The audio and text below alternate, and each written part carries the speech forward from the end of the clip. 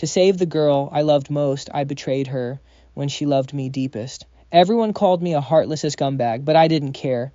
I abandoned her to become a medical trial subject. Now, 3 years later, my testing days are finally over. The first thing I did wasn't begging for her forgiveness. I went straight to a funeral home. 3 years of drug testing left my organs severely failing, leaving me with only 1 month to live. I just couldn't bear the thought of her discovering the truth behind my staged betrayal and spending her life drowning in regret. I have to take this secret to my grave. Mr. Gu, the total cost for your scheduled funeral package comes to $86,000. I stared at the bank card in my hand, whispering, I only have $50,000. Who knew that choosing how to die would be a luxury? Handing the card over, I said I only have $50,000 right now. Can I pay the rest in a few days? Just clear the balance within a month, she replied. Earning $36,000 in a month is almost impossible, but there is one desperate option. I headed to the city's biggest jewelry gala. Lacking an invitation, security barred me at the entrance. I waited outside for 3 grueling hours until the crowd dispersed. Then Bai Ningbing walked out looking elegant, accompanied closely by Song Jingyan. President Bai is so good to you. She bought that $80 million villa without blinking. Of course, Song replied. Ningbing said we only marry once, so I deserve the best. It's her promise to never divorce. Bai Ningbing, I called out. She turned, and the moment our eyes met, a wave of complex emotions flashed through her, ultimately hardening into bone-deep hatred. I stepped up to her, taking off a shell bracelet from my wrist. Ningbing, I want to trade this bracelet for 36,000 yuan. Remember, you made this yourself from shells we gathered at the beach when we first fell in love. You said it could buy anything. You said I could trade it for the most precious thing in the world. She snatched it violently, her furious glare cutting right through me. Gu Xiaoyu, 3 years of silence and you show up just to beg for money. If not, then forget it. I didn't expect much anyway. I only wanted to see her one last time before dying to memorize her face. I reached out to take the bracelet back, but Ningbing threw it to the ground. Look, that's the scumbag who abandoned President Bai. When she was starting her business and suffered sudden heart failure, he dumped her. He ran abroad to live off some rich heiress, the onlookers whispered, sneering at me. He must be drowning in regret, coming back so shamelessly. If I were her, I'd ruin him. Their words cut deep, and while they spoke the literal truth, none of them knew the real story hidden underneath. Back then, Ningbing's heart was failing. After endless searching, I finally found a matching Donora young man in a coma. His father, a fanatical medical researcher, agreed to donate his son's heart on one condition. I had to volunteer as a guinea pig for his new, untested experimental drugs. I knew Ningbing would never let me risk my life like that, so I staged that heartless betrayal, acting like I had abandoned her. 3 years of drug trials completely ravaged my body, leaving me with multi-organ failure. My doctor gave me less than a month.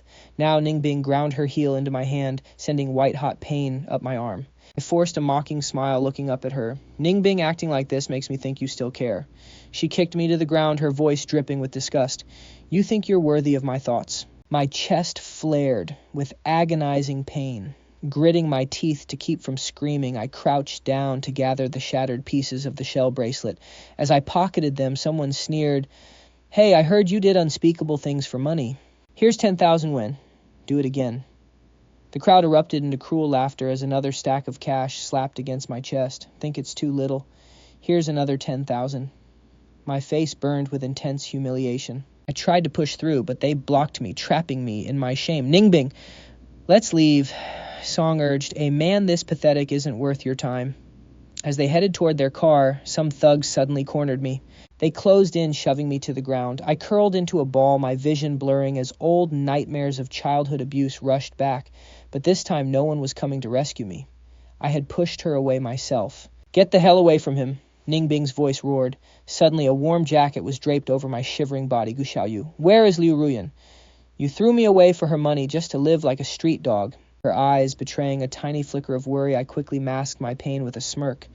She got bored and dumped me. But hey, I got her cash, so I won. Want to buy a month of my time, President Bai. She shoved me hard against the pavement. Are you really this pathetic, this desperate for cash? Shaking with rage, she ordered her assistant to hurl 100,000 yuan at my face, the sharp paper edges slicing my cheek. A monthly rate should come with a discount. Starting today, you are my personal slave. I'm going to make this month living hell for you. Leaving those cruel words, she got into the car with Song.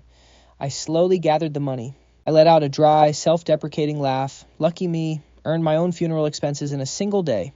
After paying off the funeral home, I took a cab to Ningbing's mansion. The moment I arrived, her butler met me. He handed me a servant's uniform. Put this on. President Bai expects you to stand guard outside her bedroom door tonight. I changed and walked upstairs. Before I even reached the door, muffled, intimate sounds echoed from within. I froze. Those intimate sounds sliced through my chest like sharp, invisible blades.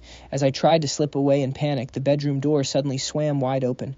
Her piercing gaze locked onto me immediately. Enjoying the show outside Gu Xiaoyu, I knew she was trying to torture me, but I had to play my part. Smiling weakly, I replied, "You paid a lot, President Bai. I'm happy to offer some expert tips." "Utter trash," she spat. "Will you really do absolutely anything for money?" Masking my shattering heart, I put on a seductive smile. "Of course! Who doesn't love cash?" She shoved me away in pure disgust. "Men like you make me sick. You're too filthy for me, but I'm sure beasts won't care." She turned to her guards. "Drag him to the backyard. Let Cyber play with him." Two muscular servants grabbed me, dragging me out. When we got there, I froze. Cyber was a massive, snarling Tibetan Mastiff. Staring at its razor-sharp fangs, my body shook violently. A brutal dog attack at my childhood orphanage had left me with a paralyzing lifelong phobia of dogs. "No, please stop. Don't put me in there. Please let me go," Ningbing sneered from the patio. "Gu Xiaoyu, I thought you'd do anything for money." Scared now, fighting my overwhelming terror, I forced a shaky breath. "I will do anything for money. But this kind of stunt costs extra. You haven't paid enough." "I'll add another 100,000, she snapped. "Lock him in." The guard shoved me brutally into the iron cage, slamming the heavy door shut. The massive dog growled slowly, stalking toward me. Clinging to the cold bars, terror broke my sanity. I couldn't pretend to be brave anymore. "Ningbing, I'm sorry I was wrong. Please just let me out." "Please let me out." Ningbing stared at Meath, the man who shattered her heart, now kneeling and weeping at her feet. Yet there was no victory in her eyes. Instead, a wave of familiar panic seemed to wash over her. Suddenly, I screamed in agony as the mastiff sank its fangs deep into my calf. When Song Jingnian walked outside, he saw the guards carrying my bleeding body with Ningbing running alongside us like she had lost her mind. She knocked Song over without even noticing, her eyes completely glued to my face. Song glared back, his eyes flashing with pure venom. When I finally woke, I was lying on a soft bed, my leg heavily bandaged. Song Jingnian stood over me. Seeing me stir, he hissed, "Gu Xiaoyu, why are you back? You abandoned Ningbing to die of heart failure in your empty bridal home. Do you have any idea how close she came to death? When I found her, she was coughing up blood, whispering your name. It was a miracle she survived. The moment we got her to the hospital, they miraculously found a donor heart. But do you know what she did first? The very second she woke up from surgery, she ran to find you.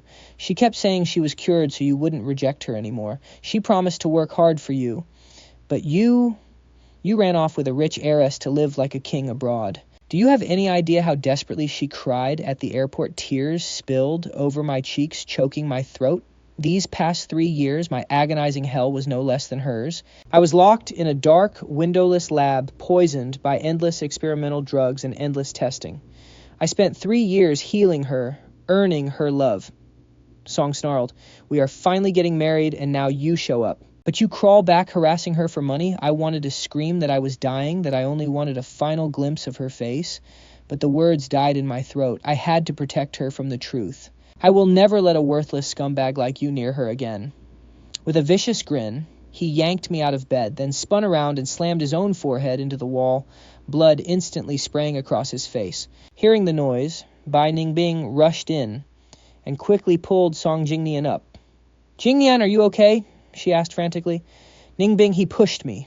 I stood frozen. I never expected him to do this. To think he would stoop this low just to frame me. As I opened my mouth to explain, Bai Ningbing kicked me hard. Her eyes were terrifyingly cold. "If anything happens to Jingnian, I will make you pay with your life." With that, she helped him rush to the hospital. I collapsed on the floor, my stomach throbbing in intense pain. I curled up, shivering, but the physical pain was nothing compared to my breaking heart. She hated me enough to want me dead. "Gu Xiaoyu, isn't this what you wanted? Why does it hurt so much that I just want to die?" Hours must have passed before the butler barged in with several men. They dragged me to the hospital like I was some heinous criminal. At the hospital, Song Jingnian's head was wrapped in gauze. He lay pale and weak in her arms. Her eyes were filled with absolute devotion, but the instant she looked at me, it turned to pure, unadulterated hatred. "Kneel down and apologize to him right now," she barked. Strong hands forced me to the hard floor. I didn't even bother to struggle, my eyes completely lifeless. "If I apologize, will you finally let me go? Will you let me leave? I am so incredibly tired. My body and mind are completely broken. I just want a quiet corner to wait for the end." Hearing the word leave, her chest tightened. Her heart suddenly clenched. She grabbed a glass of water from the nightstand and splashed it right into my face. You don't get to negotiate with me, Gu Xiaoyu. You owe me a debt you can never repay. President Bai, you are acting like a sore loser. People fall in love and break up. How is that a debt? You really don't have a heart, she snapped. Force his head down. Make him beg Jingnian for forgiveness. Instantly, heavy hands slammed my head against the cold floor. Once, twice, 3 times, my forehead swelled and began to bleed, yet they didn't stop. Ningbing, stop, a voice called out. I am fine now. Let him go. Bai Ningbing wrapped her arm around Song Jingnian's shoulders. Jingnian, this man is vile. He dared to hurt you. He doesn't deserve your pity. I don't pity him, he murmured. I just want you to free yourself. Ningbing, it has been 3 years. It is time to move on. Jingnian, don't worry. I stopped loving him long ago. Now I just want revenge on this heartless bastard. Is that true? Of course. I promise you before our wedding he will be completely erased from our lives. Only then did Song Jingnian nod. Bai Ningbing turned her gaze to me, bleeding on the floor. She ordered get a doctor to patch him up. Dr. Lin was brought in, but when he saw me on the ground, he gasped. Mr. Gu, what happened to you? You know him, Bai Ningbing asked. Dr. Lin knew the truth about how she woke up years ago. Back then, he warned me that Dr. Liu was a medical maniac who even turned his own son into a vegetable. Being his test subject was a literal suicide mission. But I had insisted on saving her, even if it cost me my life. If she kept digging, the truth would come out. I rushed to speak. Back then, Miss Liu and I ended up here in the middle of the night. Dr. Lin treated us in the emergency room. Bai Ningbing's expression darkened instantly. Disinfect this room and everyone in it, thoroughly. With that cold command, she walked out with Song Jingnian. I reached out, grabbing Dr. Lin's sleeve. Dr. Lin, please don't tell her the truth. He looked down at my battered, broken body. You endured 3 years of torture in that lab just to save her. Is it really worth it? Now you're dying and she hates your guts. Was it worth it? A frail, pale smile touched my lips, but my eyes remained as resolute as they were 3 years ago. Yes, I whispered. It was. Soon, nurses in hazmat suits entered, carrying chemical tanks. They sprayed disinfectant all over me and the room. The harsh mist burned my eyes, forcing tears down my cheeks. Dr. Lin let out a heavy sigh. He handed me a tissue, then disinfected and bandaged my bleeding forehead. Over the next few days, Bai Ningbing stopped her extreme outbursts. Instead, she treated me like a worthless servant, finding new ways to humiliate me. She made me wash her feet, only to kick the basin over and force me to clean the mess on my knees. The meals I painstakingly prepared were dumped straight into the dog's bowl right before my eyes. Then she took Song Jingnian luxury shopping, spending millions to buy out a watch store. She made me carry each watch back to her villa on foot. I ran back and forth for a full day until I collapsed on the street. Waking up in the hospital, Dr. Lin gave me the grim news. Your body is completely spent after this week of torture. You have at most 7 days left to live. Hearing that, I felt nothing but relief. Finally, I didn't have to drag this half-dead body around, suffocating in my silent love for her. But before my time ran out, there was one last thing I had to do. Right on cue, my phone rang. It was Bai Ningbing. Gu Xiaoyu, you only fainted from anemia? She barked commandingly. How long do you plan on slacking off in the hospital? Get moving. Come to the bridal shop and help Jingnian dress. I dragged myself out of bed. Since my face was ghostly pale, I asked a nurse to put on some light makeup to hide my dying state. When I arrived, Bai Ningbing and Song Jingnian had stepped out of the fitting room. Her gown, a delicate light purple, hugged her curves beautifully.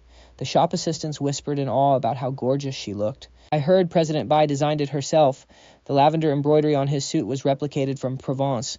He is so lucky. She is rich, beautiful, and loves him so much. Any man who gets to marry her must have saved the universe in a past life. I stood frozen, tears burning in my eyes. That gown, it was the exact design I had made for her years ago. She actually made it. But she wasn't wearing it for me. As she gently adjusted his hair, she noticed me standing there. The warmth in her eyes vanished, replaced by a cold sneer. Look at you, cheeks so rosy. You claim to have anemia, yet you look perfectly fine. Another lie cooked up with your doctor. You caught me, I whispered, forcing a smile. I just wanted to rest. I am paying you $100,000 a month to work, not slack off. Now get over here and bring him his shoes. I walked over, picked up the custom leather shoes and set them at his feet, but as he slid his foot in, he ground his heel hard into the back of my hand. Ah, I gasped in pain. He slowly lifted his foot, acting completely casual. Oh, my bad. I did not see your hand there. Bai Ningbing glanced at my bruised skin. He is just a servant. Why are you apologizing to him? She knelt down in front of him, taking over to put his shoes on herself. You don't need to apologize to Trash. He smiled down at her, his eyes shining with smug triumph and affection. The staff quickly gathered around to help him adjust his suit. Squeezed out by the crowd, I quietly slipped out of the room, my heart aching. But I had only taken a few steps before someone grabbed my arm. It was Bai Ningbing. She dragged me into an empty lounge and blocked the door. Gu Xiaoyu, if you had not betrayed me back then, all of this would be yours. Do you regret it now? Regret.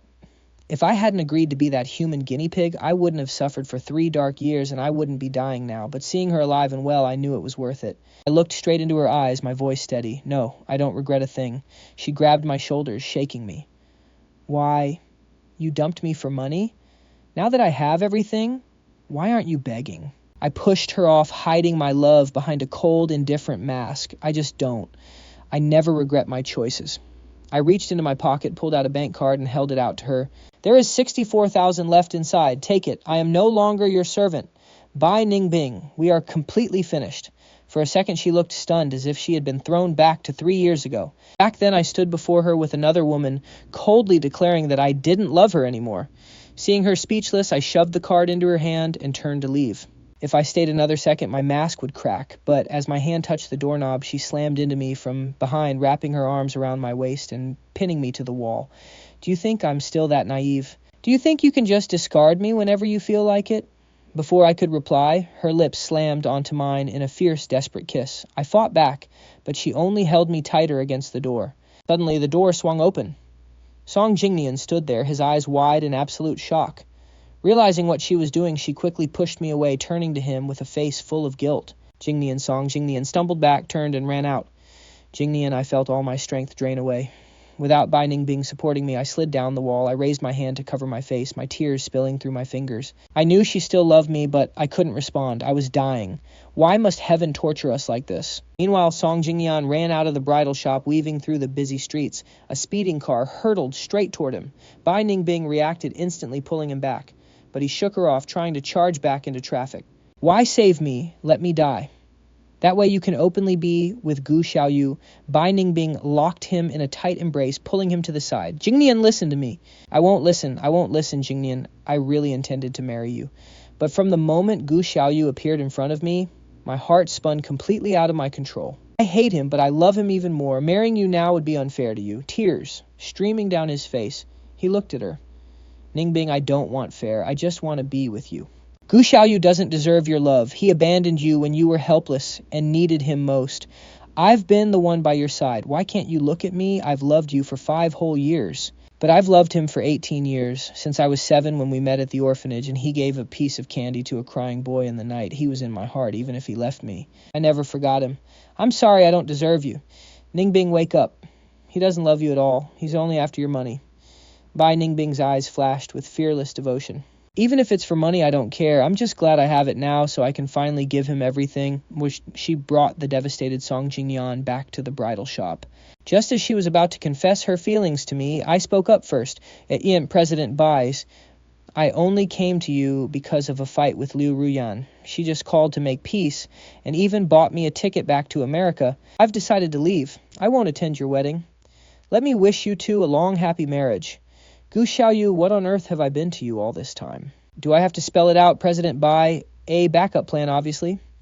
When Ruyan and I split, I wanted to cling to your wealth. Now that she's back, of course, I choose the one I actually love. Honestly, you're not bad, but I prefer someone like her. Bai Ningbing raised her hand and slapped me hard across the face. Gu Xiaoyu, you're absolute scum. I raised my hand to my stinging cheek, choking back tears. You're right, I'm trash. You should have known that 3 years ago. I turned to walk away, but she blocked my path. Gu Xiaoyu, give me back my necklace. I never want to see you again. I froze, then reached to my neck, unchaining the shell necklace that she had once crushed and I had painstakingly repaired. I handed it over. She snatched it, grinding it under her heel until it was dust. No fixing it this time. I heard my own heart shatter. I asked quietly, can I go now? I have something to return to you too. Once you accept it, whether you live or die, means nothing to me. Those words were exactly what I needed. I wanted her to live on healthy, happy, and safe after I'm gone. She looked down, whispering to Song Jingnian. Jingnian, wait here. I'll be right back. When I return, you'll be the only one in my heart and the only one I love. Okay, I'll wait. She got in her car and drove me to the city's largest candy shop. Bring out every single piece of candy in this store. The clerk, stunned by the bizarre request, asked, Miss, are you sure all of it? She threw a black card onto the counter. Yes, all of it. Minutes later, massive bags of candy were hauled from the back and piled in front of us. She grabbed a giant sack, dumping it at my feet. Gu Xiaoyu at 7. You gave me a candy and stole my heart. Now I'm returning it 10,000 times over to buy my heart back. My fingernails dug deep into my palms, leaving bloody welts. I forced a cold reply. Fine, Bai Ningbing. From now on, we owe each other nothing. Exactly. Even. She didn't look back, walking away with absolute finality until her figure vanished into the crowd. Only then did I look away. I tore open the candies, shoving them into my mouth one after another until I threw up. Slumping to the floor, I sobbed uncontrollably, releasing years of grief, pain, and suffocating love for her through my tears. Finally, I begged the clerk to pack up the remaining candy and donate it all to the local orphanage. I booked my funeral in Provence flower burial to scatter my ashes across lavender fields, but right before boarding my flight, the terminal screen flashed a news report about a horrific car crash. At a glance, I recognized the mangled wreck it was her car. My mind went entirely blank. I bolted toward the hospital, calling her phone over and over, but there was only silence on the other end. I begged heaven to save her, willing to trade my own life for hers. She survived the emergency surgery, but the trauma to her eyes was severe. Her corneas were ruined. She would wake up blind. Song Jinian looked as if he'd been struck by lightning. He grabbed the doctor, pleading desperately. Doctor, please, you have to save her eyes. They mean everything to her. She can't be blind. The only way to save her sight is a transplant, but we don't have any donors right now. Hearing this, I pushed through and confronted Dr. Lin, urgent and breathless. Take mine. Please perform the surgery. Now. Dr. Lin frowned deeply. Mr. Gu, you know we cannot harvest corneas from a living donor, but I only have a few days left to live. Even if your time is short, there is no precedent for this. It violates both law and ethics. Desperate, I snatched a scalpel from a nearby tray, pressing the blade to my neck. If dying is the only way to make this donation happen, I'll end it right now. Terrified of what I'd do, and after I signed a waiver, the hospital finally agreed to the procedure. I let out a breath, turning to Song Jinian. Don't ever tell her I gave her these eyes. What is happening to you? Why are you dying? He asked, his voice trembling as he put the pieces together. Was your betrayal back then really for money? A faint, weary smile touched my lips. Young Master Song, just promise me you'll take good care of her from now on. Without another word, I walked into the operating room. We lay on adjacent beds. I reached out to hold her hand, interlacing our fingers, and whispered the name buried deep in my heart. Ningbing, I'm so glad I can do this one last thing for you. I love you. Tears slipped down my cheeks as the anesthetic took hold. I closed my eyes and my fingers slipped loose, falling lifelessly to my side. Bai Ningbing felt as though she had entered a long, deep dream. She relived our orphanage meeting, our first touch, our first kiss, and then my sudden betrayal leading up to that bitter day in the candy store. In her haze, a voice drifted through. Corneal transplant successful. The donor, Gu Xiaoyu, has expired. My sheet-covered body was wheeled out. Song Jinian rushed forward in a panic. What happened? Is he okay during surgery? Mr. Gu suffered heart failure and passed away. Song Jinian froze, unable to comprehend the sudden tragedy. He had just suspected there was more to my betrayal, and now I was dead right in front of him. At that moment, funeral service staff arrived, holding the authorization papers I had pre-signed. They approached the doctor. Mr. Gu arranged his funeral 10 days ago. Please release his body to us. Once the paperwork was verified, the doctor released my remains to the transport team. Song Jinian rushed to block them. Wait, you're saying Gu Xiaoyu planned his own funeral? 10 days ago, his mind spun with the overwhelming weight of everything he was learning today. 10 days ago, the very day he reunited with Bai Ningbing. He knew he was going to die even then. Yes, sir. We are here to fulfill the contract, cremate him, and prepare his final services. With that, they wheeled my body away. Song Jinian moved to stop them, but just then Bai Ningbing was rolled out of surgery. Pushing past his doubts, he rushed to her side in the intensive care. 2 hours later, Ningbing woke from the anesthesia. Seeing Song Jinian by his bedside, he couldn't hide his disappointment. His dreams had been filled with me, yet I wasn't the one there when he opened his eyes. He probably thought a heartless man like me was already on a flight to America getting back with Liu Ruyan. Ningbing, you're awake, Jinian said. Sorry to worry you, as long as you're okay. The doctor walked in for Ningbing's post-op exam. His vision was normal, with no signs of cornea rejection. What did you say? Ningbing gasped. I had a cornea transplant. He mentioned hearing a faint voice in the operating room, which he'd assumed was just a dream. Wait, it wasn't no. The crash severely injured your eyes. Your corneas were ruptured. Without a transplant, you would have gone blind. Who donated them to me? Who was it? Hospital policy prevents us from sharing donor details. The doctor left, and Ningbing immediately threw off his blankets. Ningbing, what are you doing? If they won't tell me, I'll find out myself. Panic completely consumed him. He was terrified that his dream was actually real. Jingnian calmed him down, lying, I know who it is. A woman who died of heart failure. They just can't say. I saw her during the surgery, and even paid her family a generous sum to help them. Ningbing finally relaxed, sinking back into bed with a bitter smile. Jingnian, I had this incredibly long dream in the operating room. I kept seeing Gu Xiaoyu. I even dreamt he gave me his corneas. Pretty ridiculous, right? Before, Jingnian would have eagerly trashed my name. Now he couldn't speak, because I really had given Ningbing my corneas and my life.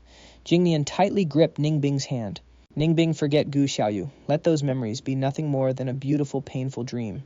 Ningbing kept his eyes closed for a long time before finally nodding. He really needed to move on. Gu Xiaoyu, from today on, I am erasing you from my mind. A week later, Ningbing was discharged and began planning their wedding. News of the wedding flooded the internet. Yet, as the day approached, Ningbing felt increasingly suffocated. He repeatedly caught himself wanting to flee to America to find me. But he crushed the thought every time. He reminded himself that Jingnian had saved him and stood by him through his darkest hours. He couldn't do this to him. He couldn't betray Jingnian. Gradually, he learned to numb himself to escape the pain. One night, completely drunk, he grabbed Jingnian's hand, desperately begging for answers. I love you so much. Why are you so cruel? I forgive you for leaving me. I don't care about you and Ruyan in America. Shall you come back to me? I have money now and power. I can give you everything you ever wanted. Why did you choose her over me? Why Jingnian felt a sharp pang of guilt? He knew Ningbing was still deeply in love with me. No matter how well he hid it by day, he had never forgotten me. After tucking him in, Jingnian stepped outside. He looked up at the dark sky. They say the dead become stars. Gu Xiaoyu, are you up there watching? Who were you, really? He'd once thought I was just a greedy gold digger. But after the cornea donation, he realized they might have completely misunderstood me. There was clearly a hidden truth. Yet now, none of that seemed to matter anymore. I was dead, and the dead don't return. The truth would only haunt them. So Jingnian made a quiet pact with himself, setting the wedding day as his ultimate deadline. If Ningbing actually walked down the aisle with him, he would devote his life to cherishing him. But if they didn't marry, he would accept they weren't meant to be. He would let go and tell Ningbing the truth about my corneas. 3 days before the wedding, the families gathered to prepare. Having been orphaned, young Ningbing had few relatives. He grew up in an orphanage and kept to himself. But the Songs were a massive family. Many relatives flew in from abroad, including Jingnian's cousin from America. He even brought his girlfriend along. Cousin Ningbing, meet my girlfriend, Liu Ruyan. The room fell dead silent as Ningbing's eyes locked onto her. You are his girlfriend. Then where is Gu Xiaoyu? Ruyan felt as if a venomous snake was watching her. Recognizing Ningbing, she couldn't believe how small the world was. Back then I had paid her to act out a breakup drama. Now she was about to become his relative. Feeling awkward, she laughed it off.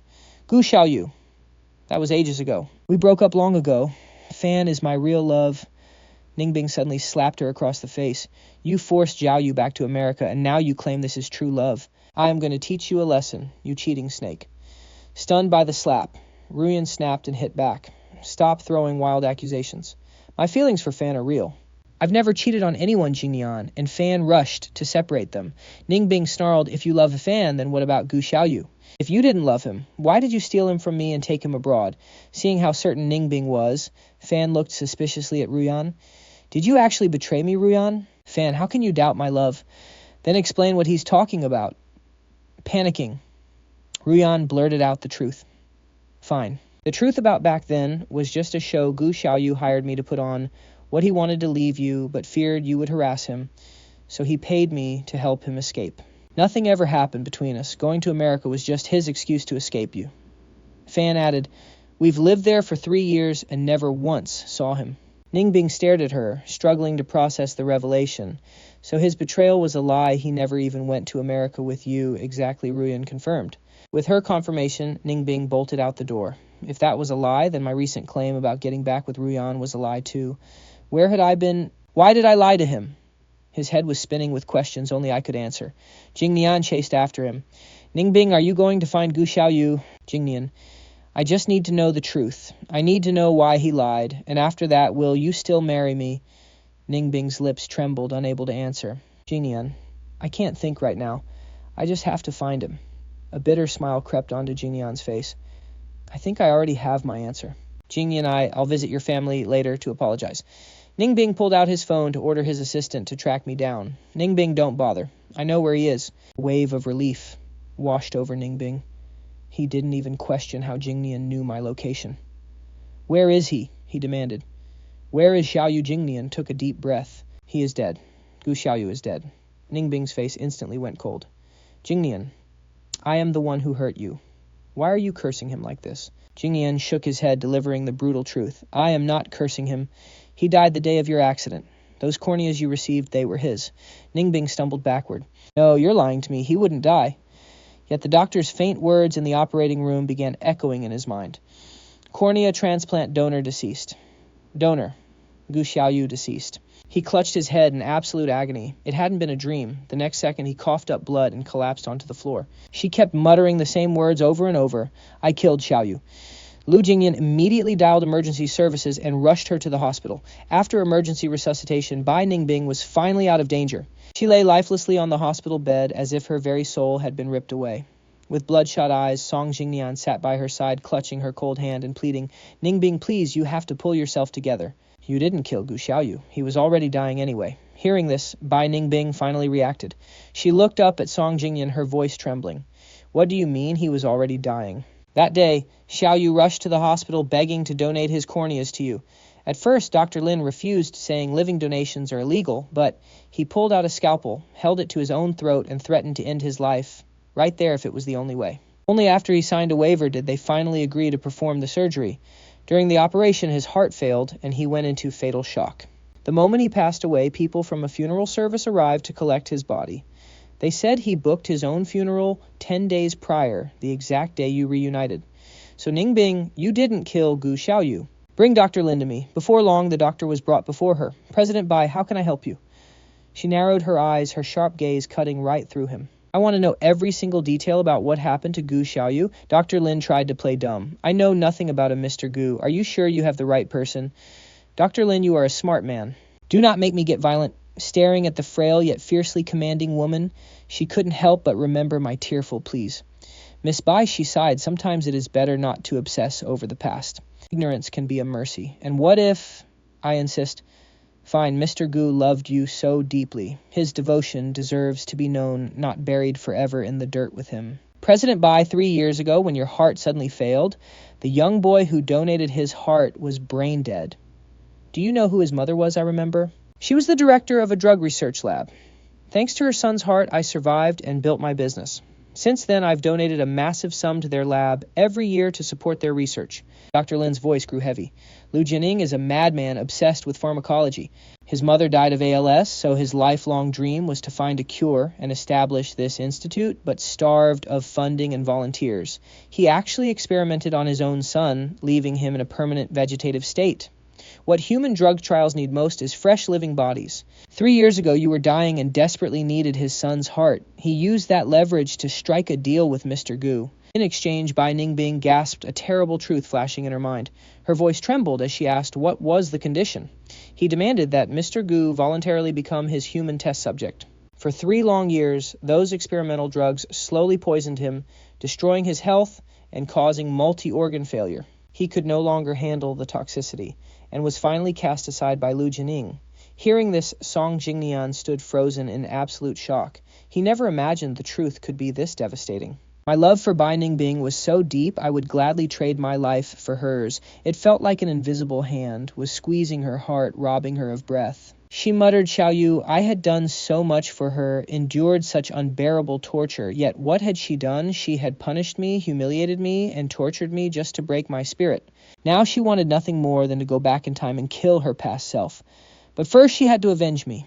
With bloodshot eyes looking like a demon, she hissed, Lu Jining, I will make you pay in blood. When Lu Jining received an invitation from Biotech, he immediately rushed over.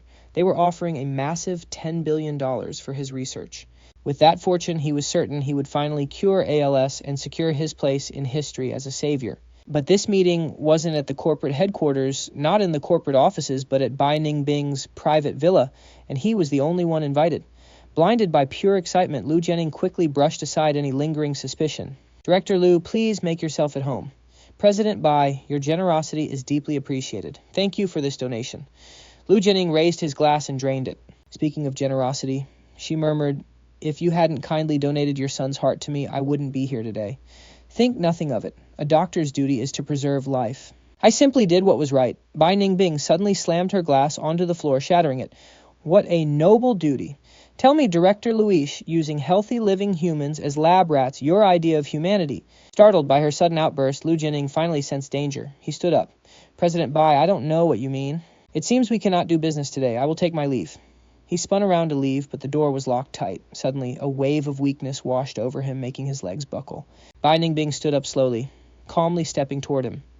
President Bai, please, let's talk.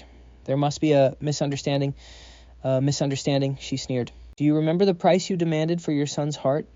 You tortured Xiaoyu in your lab for 3 agonizing years. Staring at my portrait, Lu Jining's mind raced back. His lab had been broke, and without test subjects, his trials were completely stalled.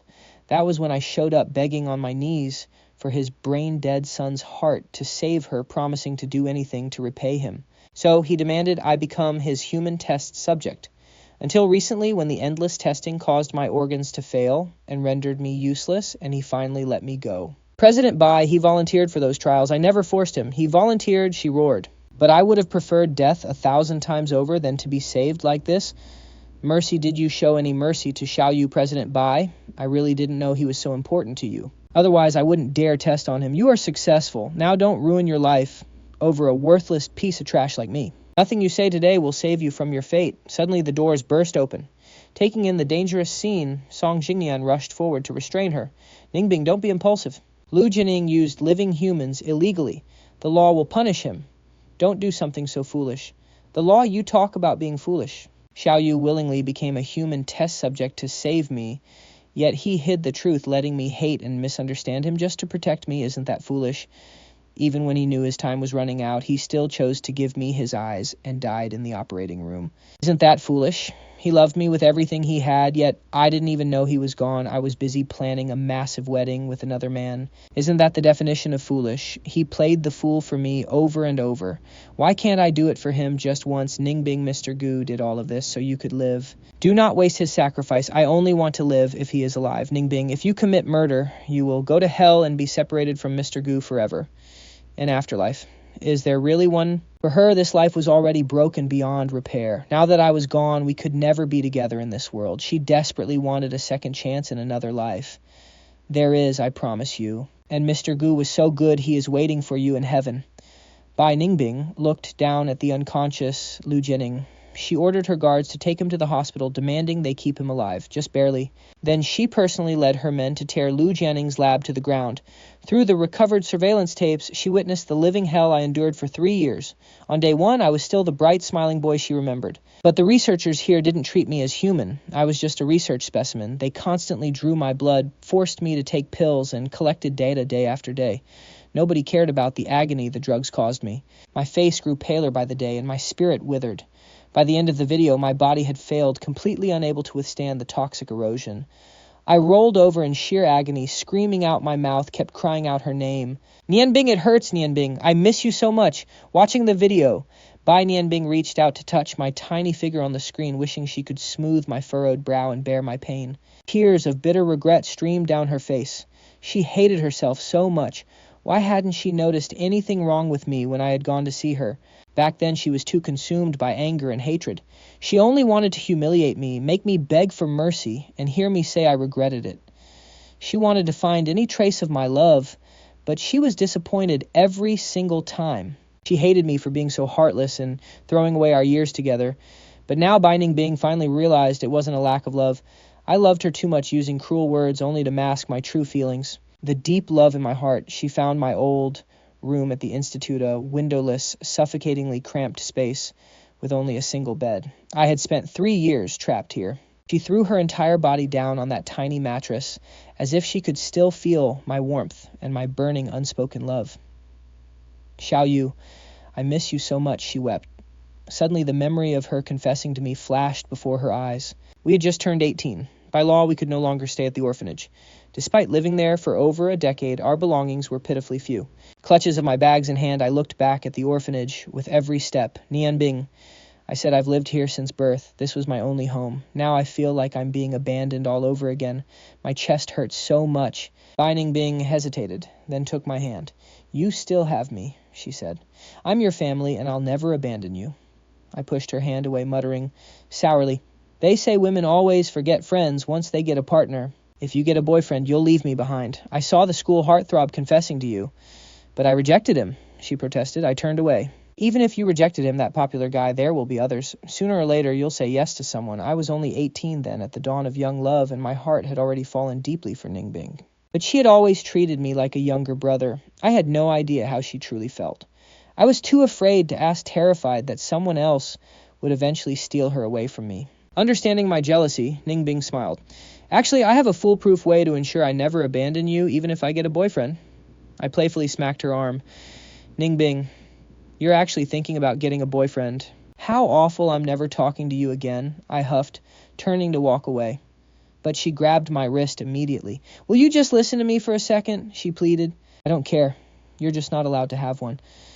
Suddenly, she pulled me into a tight embrace. Shall you be my boyfriend? Let's take this further so we can share a household registry someday, okay? I froze, then slowly nodded. Once our feelings were out, we realized we had always chosen each other. She teased that she'd been afraid of scaring me, planning to wait until college to confess. But she didn't expect me to be so impatient. She joked that if she hadn't confessed, then I would have cried. Blushing, I playfully punched her shoulder. Our very first kiss happened right by Swan Lake on campus. It was Christmas, and she had just finished her part-time job near midnight. Seeing me waiting at the gates, she looked worried and upset, quickly wrapping her own scarf around me. I told you not to wait, she scolded softly. It hurts me to see you out here. I blinked up at her innocently. But it hurts my heart to see you work so hard, too. Back then I had wanted to get a part-time job to help ease her burden, but she refused. Xiaoyu, everything I do is for you. Seeing you work makes me feel like I failed. I just want you safe and happy. I just need you healthy and happy by my side. Suddenly, her phone rang, jarring her from the memories. Her assistant's ecstatic voice echoed from the speaker. President Bai, we found him. We found where Xiaoyu's ashes are. After hearing of my passing, she had immediately sent people to track down my remains. But the funeral home refused to release any information. They cited a strict non-disclosure agreement I had signed. Using all her connections, she finally discovered I had requested a lavender flower burial in Provence, but the exact location was still a mystery. So she sent her assistant to France to search for me while she stayed behind to plot my revenge. Now that she had found my resting place, she could finally be with me forever. Xiaoyu, wait for me. But her assistant gasped. President Bai, he's not dead. Mr. Gu is alive in Aix-en-Provence. Within 30 minutes, her private jet roared into the sky. Its destination, Provence. Xiaoyu, why did you come outside alone? You could have fallen. A soft smile touched my lips as I stared blindly ahead. I woke up and just wanted to smell the lavender. I know my way around now. I won't fall.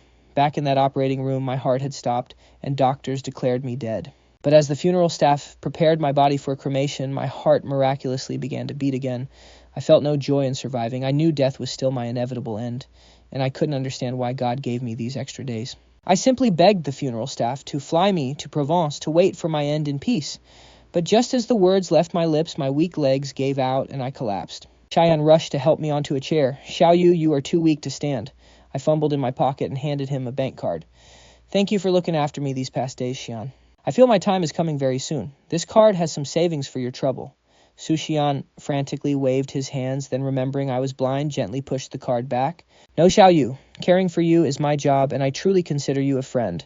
I did it gladly. I pressed the card back into his palm. I'm just an orphan with no time left. This money is useless to me. If you won't keep it, please take it back to the orphanage in Jingxi once I'm gone. Reluctantly, Xian accepted it, nodding solemnly. I promise, Xiaoyu, I will deliver your kindness to the children at the orphanage. Thank you, Xian. Xiaoyu, do you believe we go to heaven when we die? Why do you ask, just thinking about a sad show I watched? The dying hero promised he'd wait for the heroine in heaven. When we were little, the orphanage director told us that pure, innocent souls go straight to heaven when they pass away. Someone as kind as you will definitely go to heaven, Xiaoyu. They say heaven is a world without pain or sadness where only eternal happiness exists. But would a heaven without Bai Ningbing truly be happy? I didn't know. Growing up in that orphanage, we all had identical haircuts, wore the same clothes, and followed strict robotic routines daily. Even our meals were always the same. Life was completely lifeless. But when I was 7, Ningbing arrived. She was so different from the rest of us, and she instantly caught my eye. One night, I caught her sobbing under her blanket. I pulled it back to ask what was wrong. Orphanage kids grow up far too quickly. We stopped crying long ago, knowing tears never solved a single thing. I miss my mom and dad, she whimpered. But they don't want you anymore, I replied bluntly. To my young mind, only children abandoned by their parents ended up here. My blunt words only made her sob harder.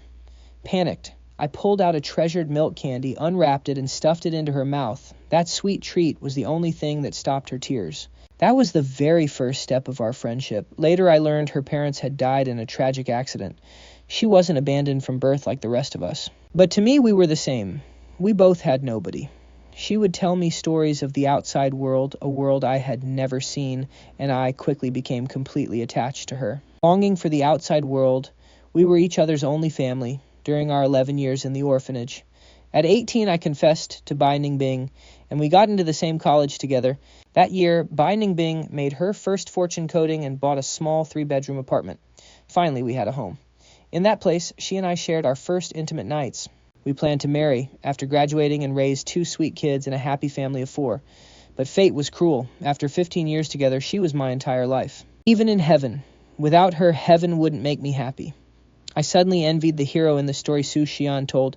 He died, but he and his love made a promise for eternity. I have nothing. I dare not even let Bai Ningbing know of my death. She won't know I'm waiting for her in heaven.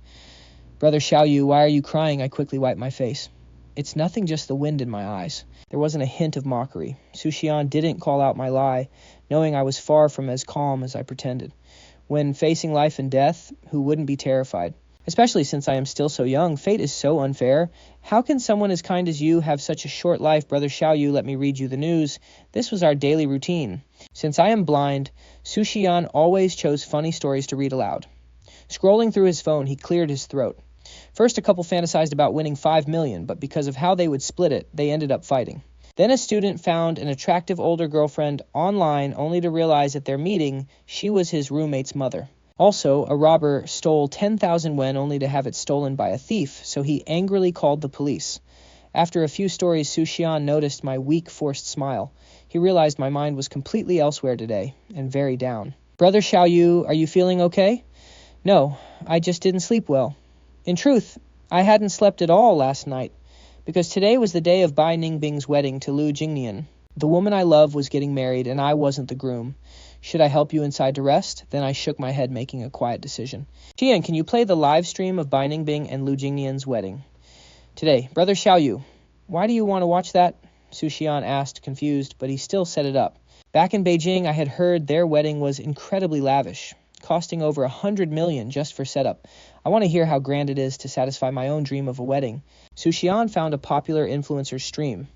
Worrying I couldn't hear, he turned the volume all the way up. Welcome, everyone. Today I am streaming the wedding of the tech industry's rising star Bai Ningbing and Lu Jingnian.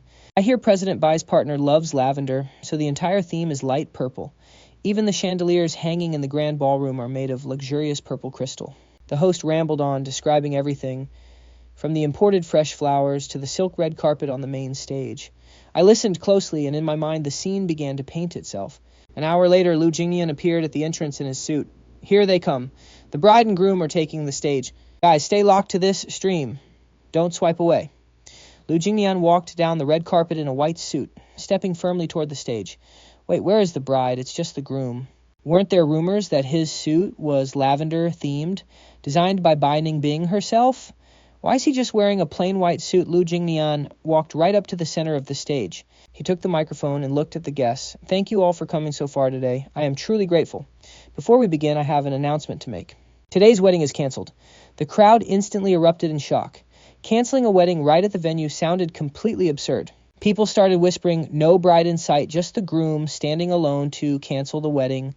There must be some massive gossip behind this. Did he get caught cheating or something? Behind the screen, I was completely frozen. How could they cancel it?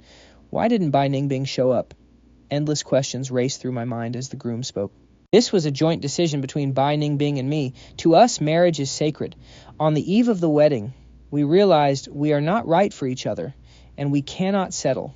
We both agree on this. To avoid drifting apart after marrying, we decided to stop this mistake early. He bowed deeply to the crowd, expressing his gratitude once again for their presence. I will personally cover all the expenses today. Please just treat this as a large dinner party with friends. Master Song, since canceling was a joint decision, why isn't President Bai here? Why are you facing this alone? In reality, before boarding her flight yesterday, Bai Ningbing had called Lu Jingnian to say she was flying to Provence to find me. She would have her assistant announce the cancellation to take all the blame, ensuring Lu Jingnian could walk away clean. But he told her to just go find me without worrying. He would handle the wedding standing guard for his love one last time. So, he wore his favorite white suit, considering it a quiet marriage to her. He couldn't match my love for her, but he refused to let his own love be eclipsed. First, I do not see this as a crisis, and I can handle it. As for Ningbing, she has a mission more important than her own life. As her friend, I fully support her. His family took the stage to stand by him, quickly silencing the reporters. Looking at his supportive family, a wave of warmth filled Lu Jingnian's heart. He silently sent his blessings to her, hoping she would find me and we would never part. He had witnessed her deep love for me, but now he realized my love for her was even more agonizing. Ours was a mutual devoted love. He hoped fate would have mercy and stop torturing us. As the live stream ended, I could tell Lu Jingnian still loved her deeply. The old saying is right, men are always the loyal ones. He still protects her like this. She must have abandoned him. What a heartless woman. Right, Brother Xiaoyu. My mind was entirely consumed by the canceled wedding. I didn't hear a word Su Xian said. Why did they cancel? Did she find out about me? Brother Xiaoyu, are you there? What did you say? I said she must have abandoned him. She is a total, Su Xian suddenly shrieked, startling me. Xian, what's wrong? He was staring at the travel-worn figure who had just appeared, completely speechless. He swore he would never talk behind anyone's back again. Who would expect the missing bride to show up here? Just as he was about to speak, he saw her pull me tightly into her arms, making his eyes widen. When I was suddenly hugged, I thought it was Su Xian, but I quickly realized it wasn't. Who are you? Let me go. The person said nothing, only holding me tighter. Being blind panic was my default state, and I began to struggle. Suddenly, I felt warm tears dripping onto my neck. She was crying. Bai Ningbing's face instantly filled my mind. Ningbing Xiaoyu, it is me. Panic seized my heart. Only one thought remained. She knows. I pushed her away in a panic and tried to run, but within 2 steps my blindness tripped me and I fell. She rushed over, pulling me into her arms in heartbreak, her voice filled with longing and pain. Xiaoyu, how long will you keep pushing me away? You shouldn't be here. You should be at your wedding by Lu Jingnian's side. Why are you here, Xiaoyu? I love you. My love for you has never stopped for a single day. Please don't push me away, but I love you. I love you. I love you. In this moment, Bai Ningbing refused to hear anything else, only wanting to pour out her love for me. 3 years of buried longing and passion erupted all at once. I reached up and hugged her tightly. Tears streamed down her face as I held her, but I was dying. I was literally dying. I couldn't stay with her forever, and I couldn't bear for her to watch me fade away, let alone leave her living in endless guilt and grief after I was gone. She gently cupped my face, wiping away my tears. Xiaoyu, I won't let you die, she whispered. From this moment on, even if we have to go to heaven or hell, you are never leaving me again. She grabbed my hand. She had already contacted top medical specialists on her way, determined to snatch me back from death. She helped me into the car. We rushed to the hospital. After a barrage of tests, the doctor stared at the reports and sighed heavily. His organs are completely failing. Worse, because of the mysterious drugs he has been taking, which damage his bones, it's a miracle he's still alive. Refusing to believe it, she snatched the file away. You claim to have the best technology. Save him. Money is no object. Not an issue. Miss Bai, the doctor replied, there is honestly nothing we can do. His body is completely spent. He could slip away at any... The doctor did not need to finish. Everyone knew what those words meant. You're lying. You're just useless, trying to curse my Xiaoyu lying on the bed. I weakly reached out and called her name, Ningbing. She immediately let go of the doctor and rushed to my side, clutching my hand. Xiaoyu, I'm here. Ningbing, take me home. I know my own body. Don't blame the doctors. Xiaoyu, don't listen to him. You are going to be fine. You'll live a long, healthy life. Ningbing, please take me home. I don't want to spend my final moments in a hospital. Xiaoyu, listen to me. This hospital is just useless. I'll take you somewhere else. Ningbing, stop lying to yourself. Seeing you one last time, touching your face again, I'm already content. But she refused to accept it, dragging me to another clinic. We got the exact same answer. My body had reached its absolute limit. Death was just a breath away. At my stubborn insistence, she finally brought me back to our cabin by the lavender fields. All the way back, she was terrified. She held me tight, barely daring to blink, petrified that if she closed her eyes for a second, I would slip away forever. Sensing her panic, I gently slid my hand up her arm to cup her face. "Ningbing, don't be afraid," I whispered. Her eyes welled with tears as she buried her face in my neck. "Xiaoyu, why are you so foolish? I'd rather die 1,000 times than see you like this. Ningbing, if our roles were reversed 3 years ago, what would you have done?" She paused, actually pondering this. In her heart, there was only one real answer. If we had swapped places back then, she would have made the exact same sacrifice. Our love for each other had long since eclipsed our own lives. "I wouldn't be so foolish," I teased weakly. "I'd marry you, forget you in a few years, and find someone else. You're awful," she sniffled. "If I'd known, I wouldn't have saved you." "You shouldn't have, Xiaoyu, but Ningbing, I don't want you to die. I want you to live a long, healthy life." "Xiaoyu, what is a world without you even worth?" Her words hit my greatest fear, the very reason I had hidden the truth for so long. "Ningbing, promise me. You must live on. Mourn me for 3 years, but once those 3 years are over, you must marry Master Song and start your own family." Seeing me worry about her future, even now her tears finally spilled over. "Xiaoyu, do you have any idea how cruel that is? You expect me to watch you die, then just marry someone else?" I squeezed her hand tight. "Ningbing, this is my final wish. You have to promise me." "Xiaoyu, anything but that I will promise you anything." From the second she learned the truth, she had resolved to live and die with me. "We made a promise. It is my duty to protect you forever. But I failed and I let you suffer so much for my sake. How can I let you cross over alone? Xiaoyu, whether we are headed to heaven or hell, I am going with you." Tears rolled slowly from my fading, unfocused eyes. "Why are you being so foolish? Why anyone else can call me a fool, Xiaoyu, but not you? Because you are 10,000 times more foolish than me." Deep down, I felt a sweet, tragic despair. I knew I couldn't change her mind. She truly intended to die with me. But I didn't want her to die. "Ningbing, if you know I did this, all for you, don't waste my sacrifice. Live for me. See the world for me." But no matter what I said, she refused to yield. When we reached the cabin, she tried to hold my hand to help me out, but I angrily pulled away. She didn't mind. My stubbornness only made me look like the lively person I used to be. She carried me inside and placed me on the bed. I curled up instantly, hugging my knees, and called for Su Xian. "There's only one room here. I sent him to a hotel. It's just the two of us now." She brought some water to help me wash up, but I refused to cooperate, kicking the basin over. Still, she patiently cleaned the mess, brought fresh water, and gently washed me.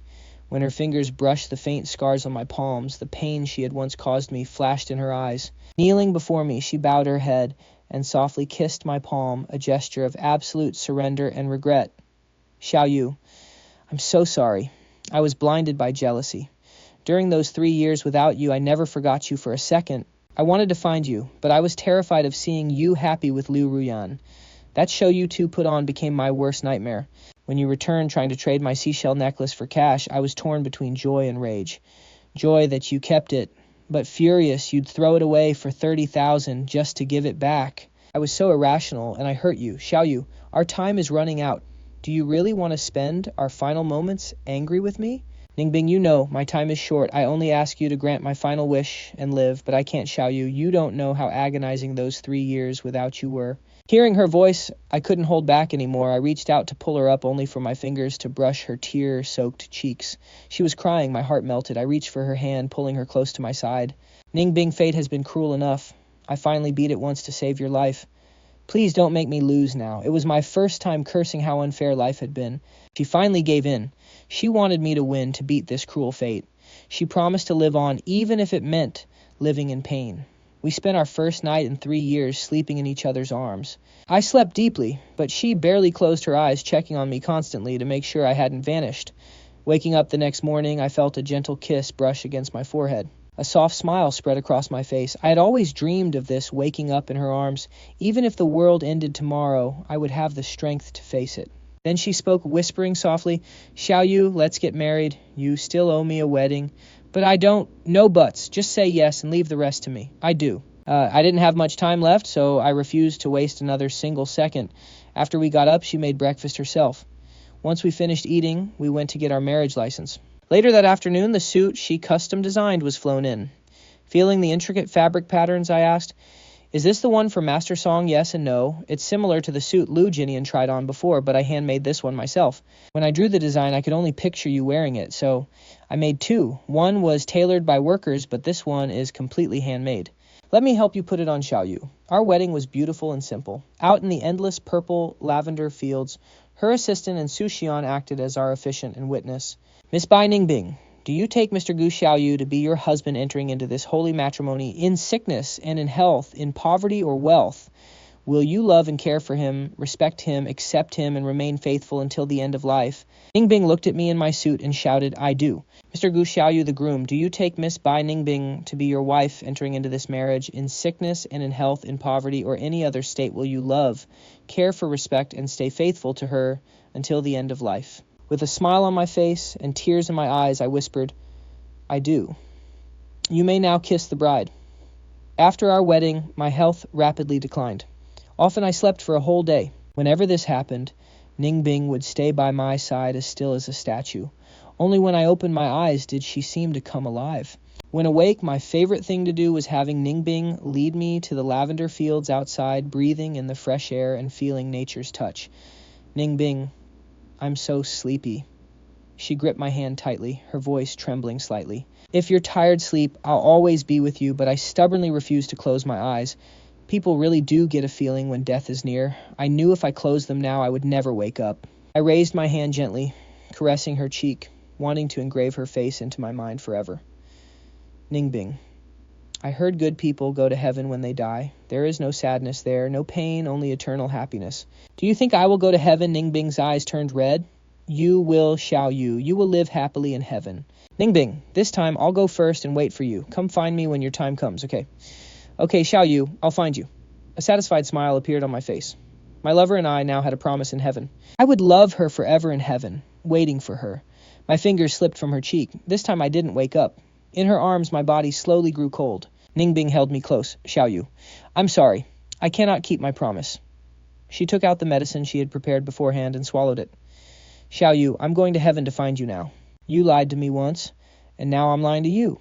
We are even. Don't blame me when I get to heaven. Even if you do, it's fine as long as you let me stay by your side. A gust of wind blew and our bodies fell together in the lavender field. Both of our faces wore satisfied smiles. From then on, we could finally be together for a long, long time forever. Together. By the time the assistant and Su Xian rushed over, our bodies were already cold. They gathered our remains, cremated us, and as we had wished, in life scattered our ashes in the lavender fields. With tears in her eyes, Su Xian asked, Assistant Song, do you think Brother Xiaoyu and President Bai will find each other in their next life?